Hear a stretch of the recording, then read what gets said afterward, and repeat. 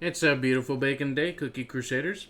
Today we're going to be talking about Werewolf Cookie and where I think he currently belongs and what he may potentially do in the future. So currently, I think he has gotten much better for player versus environment mode.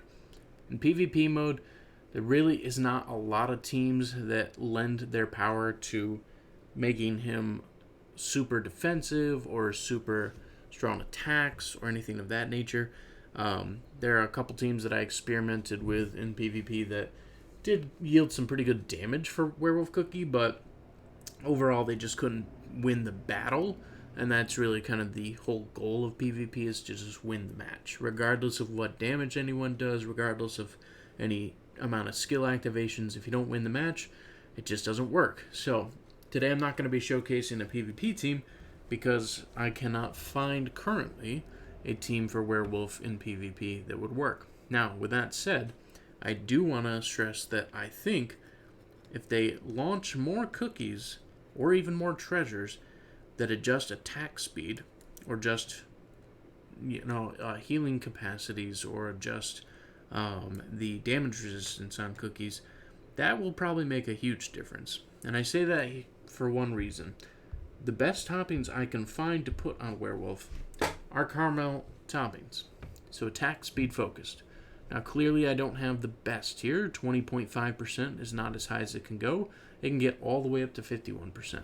So at 51%, you can get some pretty serious attacks out with Werewolf Cookie. Now the reason that this is the highest is because the single hit damage on the skill here, if you look, single hit damage at level 63 is 206.9%. Every single time his animation strikes an attack, he's dealing 206.9% of his attack power. Now, yes, you can raise that attack power, but then he's going to swipe slower, and so therefore he's going to do less damage. But when he is set up in the sense with an attack speed, his animations are faster, so he was striking faster. Therefore, he is doing more damage. So there are very few cookies that caramel toppings are specifically working for because of the way they change the animation speeds and frames. Werewolf Cookie is one of them. So I'm going to show you. I'm going to show you Werewolf Cookie with 0 toppings to start, and then I'll show you what it looks like with attack speed toppings on top of him. So right now, attack speed is going to go to Mint and Wildberry, and you'll see with no damage resistance and no attack speed how a Werewolf Cookie is going to perform in this stage, because as a frontline cookie, him and Wildberry are going to be doing the majority of the damage. As you can see, transforms, slashes, attacks, all's good, all's well. And yes, we're in dark mode 12, but remember all the lab upgrades that we have, all the cookie bonds that we have, the statue level that we have, all that's going to make a huge difference of why this mode seems easy to me, but it's still a hard mode. It's just how much my game progression is scaled, so please do take that into account. But it will not make a difference on the principles of what's happening here with Werewolf Cookie, and that's what I'm trying to explain. So if we go here, we look at the stats, 803,000 damage.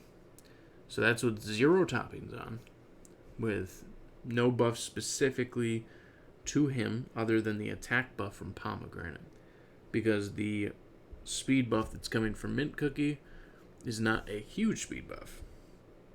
Now if we go ahead and we try this again, but this time we put the attack speed on, and we go for it. This time you'll see his animation is much quicker. So transforms, slash, slash, slash, slash, slash, slash. Much quicker. So he's getting in way more slashes during that single transformation just because of that attack speed. In addition, the robes are going and buffing to him as well because of the attack speed, since it's always given to the 2 highest attack speed cookies. And so therefore he is animating extremely fast in comparison to what he was originally without any of the toppings on. And you'll see here he's taken the lead in most instances from position on the board because his animation is so quick that he's pushing forward faster than some of the other cookies, such as Wildberry. And when we get to the end of this, we will check the damage and show you the difference. So Obviously, Wildberry's still going to have done a great job because Wildberry is a strong cookie. But we went up almost 400,000 damage just because of the attack speed toppings. And that's not maxed toppings. If we were to truly max out these toppings, if we were to get the quote-unquote perfect toppings for Werewolf Cookie, we would have 51% attack speed. We would have an attack of 15%. And at least damage resistance we would want at 30%, but we could put it into cooldown if we wanted the transformation to happen more often. So if you consider that, we're basically missing about 32% of stats that could be increased to raise this to an even higher level. Probably could do double damage at that point from what we were from 0 toppings. So what's your opinion on Werewolf and the new buff changes? Do you think that there will be cookies coming out in the future that will specifically increase Werewolf's power? Do you think this is just a nice enough buff that they did so that he's better in PvE and Alliance mode? What are your thoughts?